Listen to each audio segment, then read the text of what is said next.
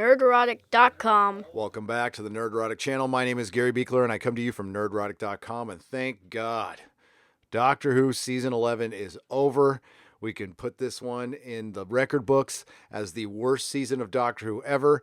And did the New Year's special save Season 11 or Series 11, as you put it in the UK? I think not. Not exactly. So, first off, there's going to be spoilers. Lots of spoilers. Thank you, Viking Bitch, for the spoiler sign. Please go watch the show and then come back and watch me. Fair warning, I did not like the series. I do not like Jodie Whittaker as the Doctor. And this show, to me, did not help at all. Now, while it was minus a lot of the politics that we've gotten in Season 11, it really did stick in some barbs in some other areas that I will go over as I recap the show. Again, this will be a brief recap because I know some of you don't like to watch the big live streams. We've done two today, one for the UK and one for the US. Please go check them out. The links will be in the description. So here we go.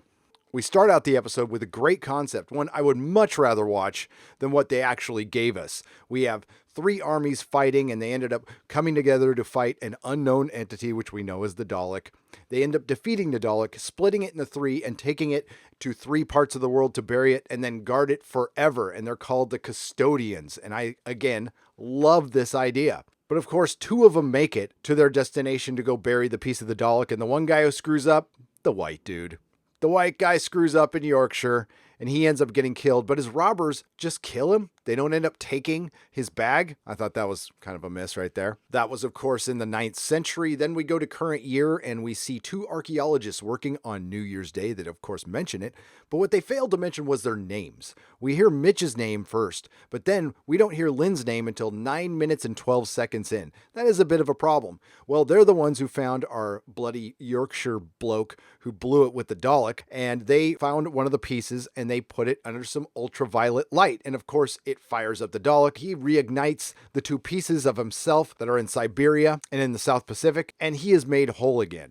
Right away, I like Mitch and Lynn more than I like anything from Ryan, and especially Yaz, who's been useless this season. So I'm kind of hoping they stick with them. We then go to the Doctor and her companions as they have visited 19 New Year's Eves in different parts of the universe. And the Doctor gets an alarm because she has set one there on Earth because that's where her companions are from. And because, well, UNIT and Torchwood and all the other things that can contact her in case maybe, I don't know, a Dalek showed up.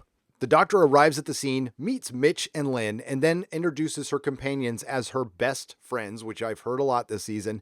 So the BBC has now made it very clear that companion is a problematic term. You know, give it a couple more years with this PC and we just won't be talking to each other. Right before the Doctor arrived, Lynn had found the Dalek and touched it. Lynn shows the Doctor where the Dalek is and describes something squiddy that was on the wall to the Doctor. They go and look, of course it's gone, but the Doctor takes some slime off and needs to go somewhere and study it, so they decide to take off to Graham's house. Of course, they send Lynn and Mitch on their way because who needs the people who know the history on this stuff? They've already seen the TARDIS land. Why not just keep them around? They could be useful. But we notice also that Lynn is acting a little different. So the TARDIS arrives at Graham's house so the Scoobies can start sciencing. Then, of course, Ryan's dad shows up. Just when the show starts getting interesting, they have to mix in bad dad drama. And if you've been watching my show for any amount of time, you know that I bring this up quite a bit. It's become quite a trope to have a bad dad. It's something to help characterization. It's that or substance abuse, but they usually use the bad dad trope, and here it's used to utter perfection in its awfulness. So Ryan's dad shows up. Of course, he was an absentee father, and he's decided to show up on New Year's Day at Graham's house to reconnect with Ryan. Of course, the Doctor preaches at him a little bit. Ryan's dad, Aaron, sticks his hand out to shake the Doctor's hand. And then, of course, possibly the worst line uttered by any Doctor in any Doctor Who episode, Ryan's dad from the Doctor. It's complicated from Yaz. Yeah, dads are. So I've heard. Pout. The Doctor had an absentee father as well. You know what, dude? Get some therapy. Work it out on your own. Quit working it out in our scripts everywhere. Just to let everybody know, there are some good dads. You know what? There's some bad dads as well. There are also bad moms, and there's also good moms. It's called Good and Bad People. But if you just watched Hollywood drivel and BBC crap, especially in the last 10 years, the bad dad trope, it's dead. So after Aaron gets a little talking to from the doctor, he gets a little talking to from Graham. Then we go to Lynn, who gets home, and we find out that the Dalek has wrapped himself around her, and she is basically a human puppet for the Dalek. Again, a very good concept, but I'd also like to point out, I was half jokingly predicting a female Dalek, and we kind of got that. Just a little bit. We'll say I got a half right on that one, maybe. The doctor figures out it's a Dalek, tells the companions, and again I'm left wondering, how come nobody remembers Daleks, and I should just stop asking at this point? Now the doctor realizes that the Dalek is out of its casing and it's vulnerable, and she doesn't know how it's getting about. Well, it's getting about on Lynn as she's driving around recklessly, going somewhere, and she gets pulled over by a police car. And of course, we get the first killing of a white male. They kept it fair, and they also killed the woman. Just when things are starting to get interesting, they cut to some dad drama. Because you know what? I love my action broken up by absentee father drama. So we go to Ryan and Aaron. They're talking in a restaurant and trying to work things out. And you can tell right now, this is where the writers of this show, yes, you Chibnall, are more comfortable. You're more comfortable in the interpersonal relations of your characters rather than giving us, I don't know, sci-fi exposition, because that needs to happen in a sci-fi show. If you're the kind of person who thinks those things are silly, you should not be writing sci-fi. It's that simple. Go write drama. At this point, we're halfway through the episode. They use Yaz's phone, which had Lynn's phone number, to track her. They reconnect with Mitch. They get back in the TARDIS, and they go back to Graham's house. There, Mitch tells them about the Order of the Custodians, and I'm reminded again, that's a story I'd much rather watch than the one I'm watching right now. We find out it's a reconnaissance Dalek sent out straight from Skaro, and probably one of the first Daleks to land on Earth back in the 9th century. This sounds fascinating, and we find this out because the Dalek is able to use its DNA to short-circuit the TARDIS. Now, Lynn is driving around looking for another piece of the artifact in a cop uniform after she killed 2 cops that never bothered to radio in anything. Lynn is able to easily kill another dumb white guy who goes nameless, but we do find out he's gay. It's almost like they're filling out a checklist. She then retrieves her Dalek gun. Through the TARDIS, the Doctor is able to patch itself through to the Dalek, and they have a little exposition conversation, and here we see Jodie Whittaker get hard. And then she says, "Now, do that again to my face." And this is where you picking a cute little plucky doctor doesn't work when it comes to intimidation. So I don't know why you're even going there with this. You obviously weren't comfortable, you being the writers, weren't comfortable doing this and didn't want to write the show that way anyway. We recently had Chris Chibnall saying politics are fundamental to Doctor Who, but this stuff I think is the most fundamental to Doctor Who. And look at her face on this. I mean, oh, I'm so scared. The Doctor finds out the Dalek is armed and then starts to panic and calls Unit, and we find out Unit has been closed down due to budget cuts, which I did think was a little bit funny because I was asking where the hell is Unit, and of course I'm going to ask where the hell is Torchwood too, because it does still exist somewhere. So the Dalek takes Lynn to some sort of metal shop where they can make some kind of casing for the Dalek, and here's where they kill another poor white bloke. So we're 40 minutes in almost, no Dalek.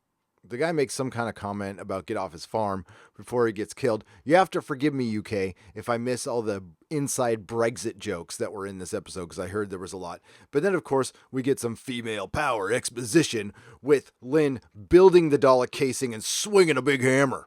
Now, the Dalek says Lynn is getting weak, but then Lynn says the Dalek is getting weak, and she uses her female power to get the Dalek off. But did it work? And good thing that Dalek didn't wrap itself around a dude. The Doctor, Mitch, and her companions arrive. Oh my god, these actors can't run. They find Lynn is okay, but the Dalek has escaped. And when the Dalek makes its big appearance and it's a big explosion, we hear a very familiar riff. I wonder if Black Sabbath is going to be suing anybody. And tell me this isn't an accident, by the way. Thank you, Glenn from Twitter.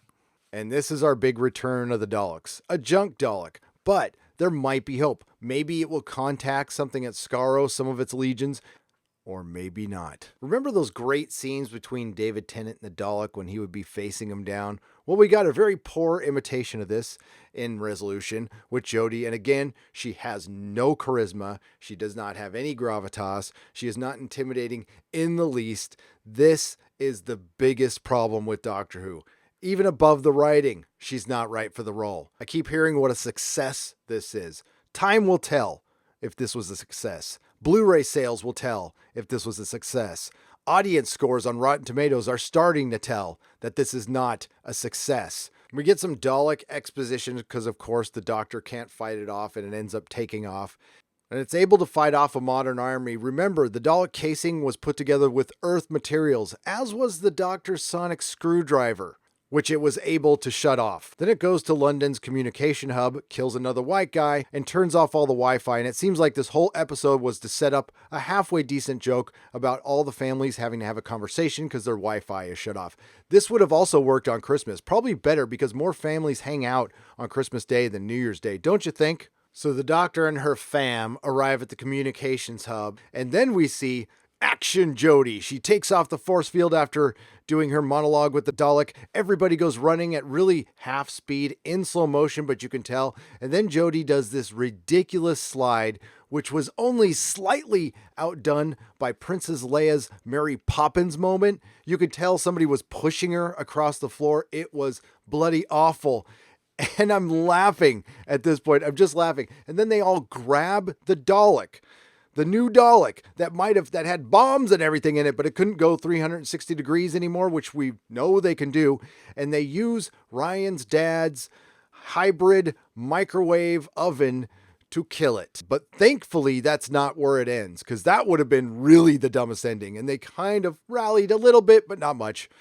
The Dalek escaped and got itself on Ryan's dad and demands to go back to Skaro or to its legions, and the Doctor agrees. The Doctor takes the Dalek and her companions back to the vicinity of Skaro where the sun has gone nova or supernova and opens the TARDIS doors, thinking it'll just suck the Dalek off of Aaron's back. And it ends up starting to suck Aaron out the door. Ryan is pleading with the Doctor, and of course, Ryan saves his dad, the Dalek gets sucked into the sun, and we will not be getting any kind of a Dalek return, and if it is, it's probably just going to be yet another contractually obligated appearance. This was the first episode I have ever rooted for the Daleks. I was happy when I saw the Dalek, even with the horrible Black Sabbath ripoff music in the background. Can we talk for a minute? Where's Murray Gold? The music in this is awful.